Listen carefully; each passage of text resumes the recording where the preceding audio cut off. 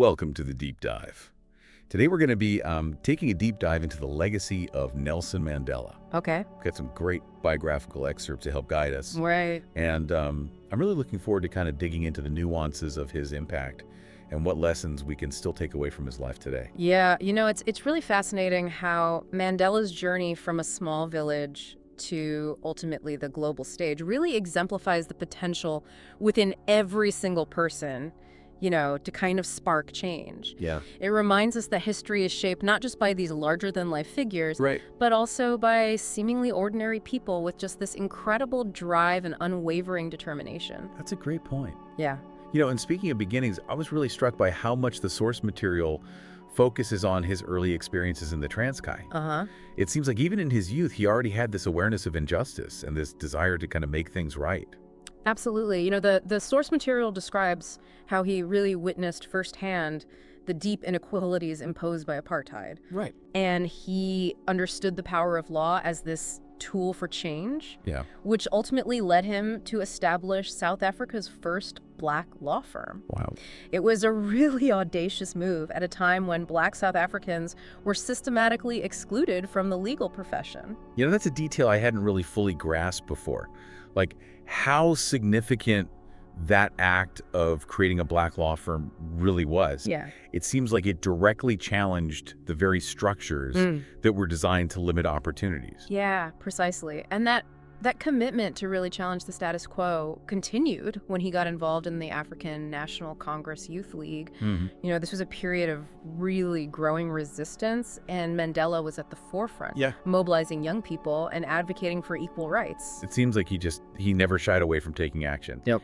There's this quote in the source material where he says, there's no passion to be found playing small and settling for a life that is less than the one you are capable of living. Right. Such a powerful statement. It urges us all to live a life of purpose and impact, Yeah, that quote really encapsulates his drive and his determination. Yeah. But of course, as his activism gained momentum, Right. so did the crackdown by the apartheid regime. His arrest in 1962 really marked a turning point, both for Mandela personally and for the anti-apartheid movement.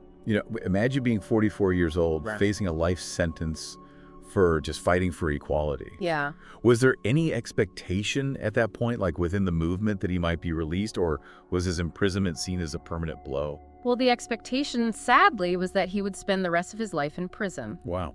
Yeah. His trial and his sentencing drew international condemnation, but the apartheid government was absolutely resolute in their efforts to silence him. Right. Yet even behind bars, Mandela's spirit of resistance never wavered.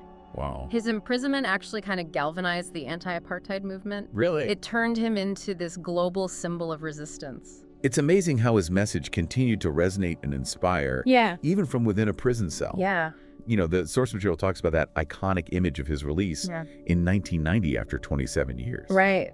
The world watched as he walked out a free man, and it felt like a victory for everyone who had fought against apartheid. Yeah, it was a truly momentous occasion. Yeah. It marked the culmination of decades of struggle and the beginning of a new era for South Africa. Right. Mandela's release wasn't just about one man regaining his freedom. It represented the dismantling of this oppressive system and just this incredible triumph of hope over injustice. It's amazing. It really is. It's incredible. It's incredible to think that after 27 years in prison, Mandela emerged not with bitterness, but with this message of forgiveness and reconciliation. Yeah. It seems almost superhuman to let go of that anger and resentment. It really speaks volumes about his character and the depth of his commitment to Ubuntu. Right. Remember this philosophy that emphasizes our interconnectedness. This idea that we're all bound together, Right. He understood that seeking revenge would only perpetuate the cycle of violence and hatred that had plagued South Africa for so long. So instead of retribution, he prioritized healing and unity. Exactly. The source material talks about the Truth and Reconciliation Commission, Right. which seems like such a groundbreaking approach to dealing with the legacy of apartheid. Uh-huh. Can you unpack that a bit more for us? Like, what made it so unique? So the Truth and Reconciliation Commission, or TRC, was this revolutionary response to decades of systemic oppression and violence. It was designed not to punish, but to uncover the truth about apartheid-era atrocities while promoting forgiveness and reconciliation. Wow. Victims were given a platform to share their stories, their pain, their experiences, and perpetrators could apply for amnesty in exchange for full disclosure of their crimes. It sounds like a very delicate balancing act. It was. Acknowledging the horrors of the past while also creating a path forward. Yeah. Was it successful? It was and still is considered a remarkable achievement. Wow. The TRC helped South Africa confront its painful past, offering a form of healing and closure for many victims. And while it wasn't without its critics, the TRC provided a model for other nations grappling with legacies of conflict and violence.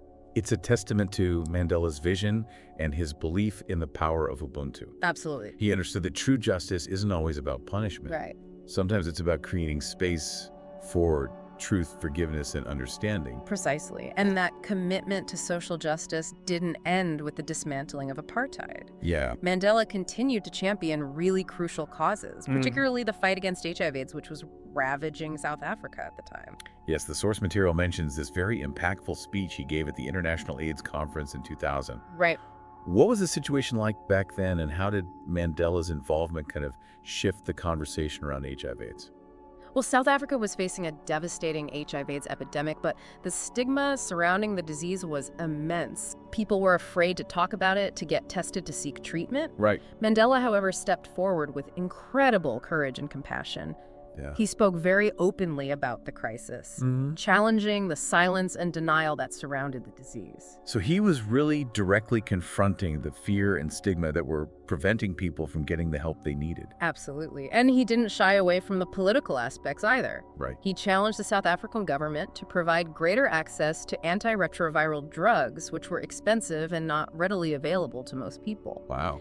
He also worked very closely with activist Zaki Ahmad, who was a powerful voice in the fight for HIV/AIDS treatment access. It's a great example of how Mandela used his platform to amplify the voices of those on the front lines. Right. It wasn't just about him giving speeches, it was about him working alongside activists and lending his support to their efforts.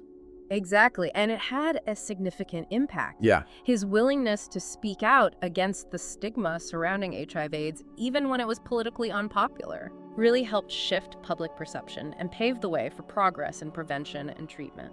It seems like his approach to leadership was always about empowering others, about working collaboratively to address complex challenges. Yeah. And that leads us to the establishment of the Nelson Mandela Foundation in 1999. Right. What was the driving force behind its creation, and how did it continue his work? So the Nelson Mandela Foundation was established to carry forward his legacy and continue the work he had dedicated his life to promoting dialogue, social cohesion, and justice. He knew that building a truly equitable and just society was an ongoing process, one that would require continued effort and engagement. So it wasn't just about preserving his memory, but about actively continuing his work in the world. Exactly. The foundation became a platform to tackle a wide range of issues, from education and poverty to human rights and democracy. Wow. It embodies Mandela's belief in the power of collective action to address complex challenges. One of the core principles that guided the foundation's work, and indeed Mandela's entire life, was this philosophy of Ubuntu. It's interesting, as we've been talking about Mandela's life and work, Yeah. this concept of Ubuntu keeps coming up. Uh-huh. And I'm realizing it's more than just a nice idea. It seems like it's woven into everything he did. You're absolutely right. Ubuntu is really at the heart of his legacy, this beautiful exosa philosophy that emphasizes our interconnectedness as human beings. Right. It's the recognition that we are all part of a greater whole and that our actions have an impact on one another.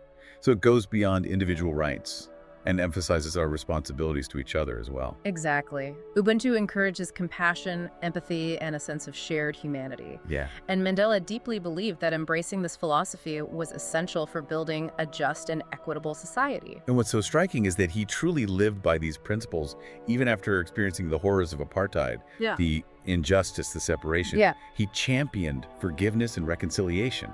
You know, think back to the Truth and Reconciliation Commission. It was a direct application of Ubuntu in action. Right. Instead of seeking retribution, Mandela championed a process of truth-telling, forgiveness, and understanding. Yeah. It was a radical act of healing, acknowledging the pain of the past while paving the way for a shared future. It's an incredible model for conflict resolution, not just in South Africa, but for the world. Absolutely. Mandela demonstrated that true strength lies not in dominance or revenge, but in our capacity for compassion and reconciliation. Right. It's a really powerful message that resonates even more strongly in today's world, where we see so much division and conflict. It makes me think about, how can we apply these principles in our own lives? Yeah. We may not be facing the same scale of challenges as Mandela did, but surely there are ways we can incorporate Ubuntu into our daily interactions. I think that's a great takeaway from this deep dive. How can we embody the principles of Ubuntu in our own communities? Can we foster dialogue, understanding, and forgiveness, even in the face of disagreement? These are the questions that Mandela's legacy challenges us to consider. It's been so inspiring exploring the life and impact of Nelson Mandela.